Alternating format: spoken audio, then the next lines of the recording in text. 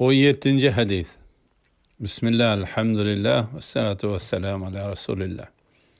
Esselamu aleyküm ve rahmetullahi ve berekatuh. Tüvendi diktanlağa İmam En-Nevevi Rahimullah'ın 40 hadisi şerhi kitabıdın 17. hadisini okuyumuz inşallah. Euzubillahimineşşeytanirracim. 17. hadis. Tercümesi Ebu Ya'la Şeddad İbni Avs radiyallahu anhu Resulullah sallallahu aleyhi ve sellem'nin mundaq deganligini rivayet qilgan. Şübhisiz ki Allah subhanahu ve taala barliq ishlarni ehsonlik darajasida qilishni belgilagan. Shundaq ekan, o'ltirgan chig'inglarda chiroyliqcha o'ltiringlar. Bo'g'izlagandimi chiroyliqcha bo'g'izlanglar. Har bir kishi pichig'ini obdan bilsin.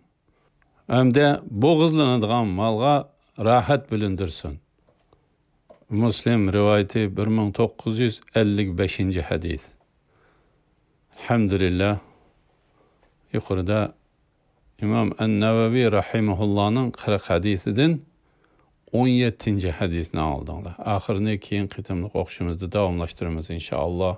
Ve sallallahu ala Muhammed ve ala alihi ve sahbihi ecma'in. Esselamu aleyküm ve rahmetullahi ve berekatuhu.